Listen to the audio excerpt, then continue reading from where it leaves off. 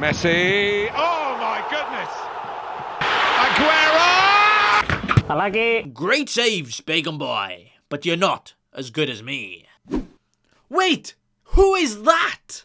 Oh, hello there. That is right, Robert Sanchez. It's a here we go signing for Nathan Bacon FC on potentially a season-long deal. But who else will be the cheeky fellas to sign for Nathan Bacon FC this season? This is my FPL Game Week 1 final team reveal. Where in defence we've got the crossing fetish man, Sir Trent Alexander. Luke Shaw, are you sure? Yes, I'm very sure. And then also the very spicy pick of Simicast. In midfield, we got the little dancer, Mo Salah. The penalty kick merchant himself, Bruno. Ooh, it's an equaliser, Harvey Barnes. And also the sexy Brazilian, Rafinha. And up front, we got Danny Ings. Oh yes, Daddy.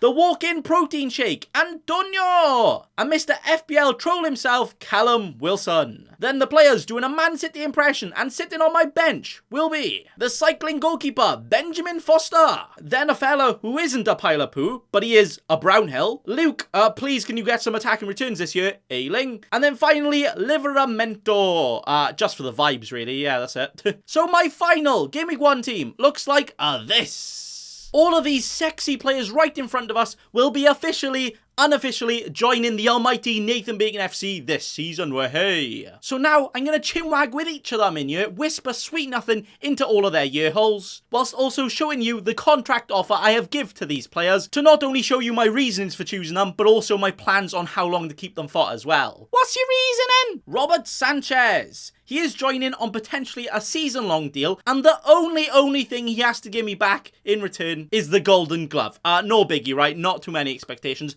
Easy, lad, you could do it. But Brighton give us stat nerds a ton of horniness, right? As they provided the third lowest expected goals conceded last year out of any team, so hopefully they can keep more clean sheets this year than a duvet factory, right? We need all of those sheets extra clean. He has great fixtures long-term, meaning he is a sexy boy, hopefully staying for the long run. Trent Alexander-Arnold. When he's not trying to chat up all of the girls on Snapchat, yeah, he is an absolute boy in the Premier League, where he has an actual fetish for crossing, like I swear he does. So I will actually be cross myself if he doesn't go and get me all of those assists. He is also almost certainly sticking with the Nathan Bacon FC all season, unless one of his legs decides to fall off or something, just because he's that good attacking-wise. Luke Shaw, my differential. Yeah, right. Bacon Boy, are you sure on that? No, I'm not. As he's the most owned player in FPL this year. How has that happened? Well, I guess you've all twisted my arm that much, and when a defender is over 50% owned, you might have actually twisted my arm so much that my shoulder is now dislocated. Nice one. But he will also be contracted under the club long term with all of those sexual fixtures in there for him, whilst himself also being a very good attacking fullback in hopefully now a very solid defence. Lovely jubbly. Costas Simicast, who hasn't actually cost us a penny, hey, as he might well be a starting Liverpool defender whilst only costing 4.0 million. Oh boy, am I dreaming.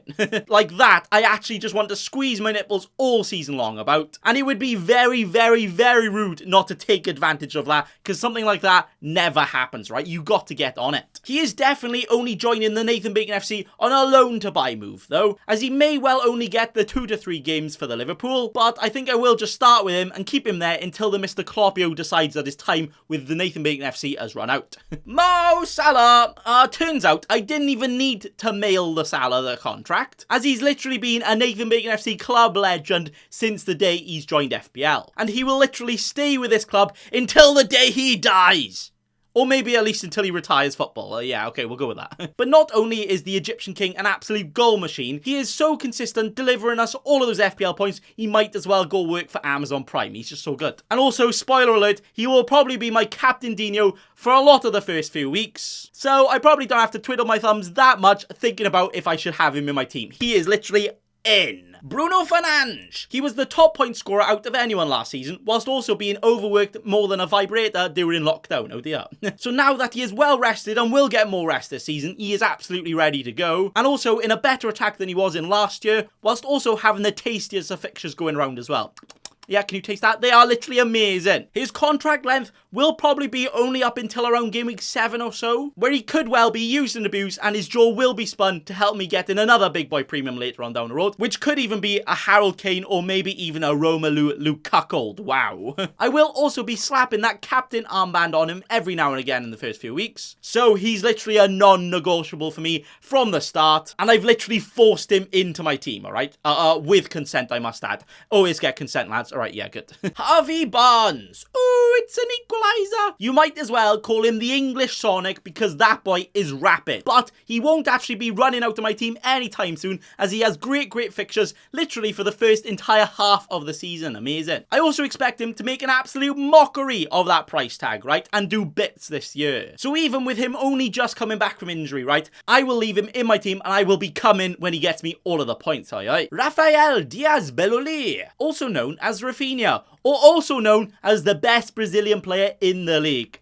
Sorry, Joe Linton, your time will come, alright? Maybe next year. Rafi boy is another one laughing at his price tag, right? 6.5 million, are you mad? But he is so good, I honestly want him in bad fixtures. So past that, when his fixtures turn greener than Shrek, oh boy, all of the points incoming, I'm loving it. So a long-term contract is definitely being given to him, and he could genuinely be my only true season keeper this year. I honestly want to keep him throughout the entire season, no matter the fixtures, unless he gets injured, of course, because he's just that good. Oh, who's a good boy? Who's a good boy? You are. Oh, woof, woof. Yes, I'm good. Woof, woof, woof.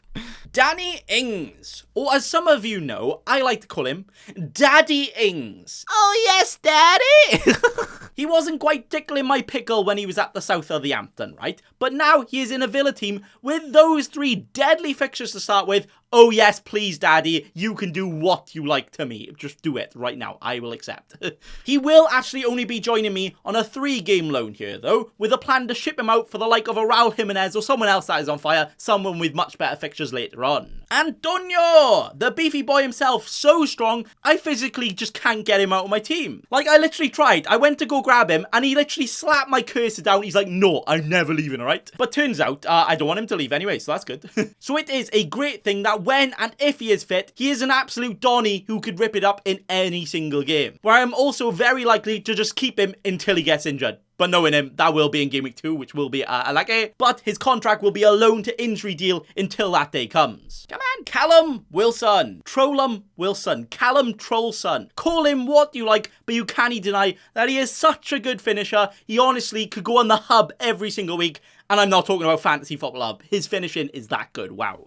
Newcastle's fixtures are also very good, right? And actually going quite under the radar for how good they are attacking-wise. So I'm happy to ride or die with a Wilson until he also gets injured, which will be very soon. But until then, he could be absolutely gold. And that is actually the starting team done. Hey! But on the bench, we also have the cycling goal geezer just chilling there, just because he's the only 4.0 with a potential of playing later on. Probably not really, though. Joshua Brownhill, because despite his name, he is actually a pretty good footballer, you know. He's not poo-poo, but also will only play for me when I need him to anyway. A Luke Ayling to cover when Tsimikas doesn't play, but also great fixtures long-term as well, so I want him from the start, ready for that, but also to cover anyway. Then finishing it off with a Livramento, because why not live in the Memento with a great young attacking defender who could potentially become better than Messi. I mean, he probably won't, right? But why not let him try? So that is actually my official Game Week 1 FPL 2021-22 team reveal, team selection done. Way! All of these players have already been sent their contracts for this season, so hopefully they can all sign that ready for the deadline on Friday. Lovely. My captain Dino for Game Week 1 will also be a Mo Salah, just because, well, he's a Mo Salah, and he's playing Norwich. Yeah, I'm not even going to chitty-chat about that anymore. No point overthinking him, going for it. I've also gone for a 3-4-3 formation here, mainly because I know there will always be 3 forwards that I want this year, right? With so many great cheap gems going around, but also a Harold Kane and a Lukaku probably will enter my team at some point too. We have also been a bit cheeky here and left 0.5 million in the bank, with the plan to either upgrade a Tsimikas to a Wolves or Arsenal defender come Game Week 4 when their fixtures turn very good, or maybe even be extra cheeky and just put that 0.5 million into someone else to upgrade to a very good fella. So with this formation, team structure and money in the bank, it means I can actually be more flexible than a gymnast at the Olympics to ensure no matter what, I can keep on pushing and progressing this season. I have a few potentially short-term options in this team, targeting the earlier fixtures, right? But also very much so containing the players that I would like to keep long-term as well, so we can do well right at the start, but keep on pushing as well. That is absolutely fan-dabadozy, love it. But that is actually all for today. Oh. I honestly hope all of you have such a great, amazing season, and I really, really hope it's not gonna be a big unlucky for you. But thank you all for watching. Thank you all for entertaining me and allowing me to entertain you this pre-season. And here's to a great season where we will finish first in the world. It's gonna happen, alright lads? Join this adventure. We're going for it. Thank you, and remember... Don't be a cheeky scrub. Subscribe to Nathan Bacon right now.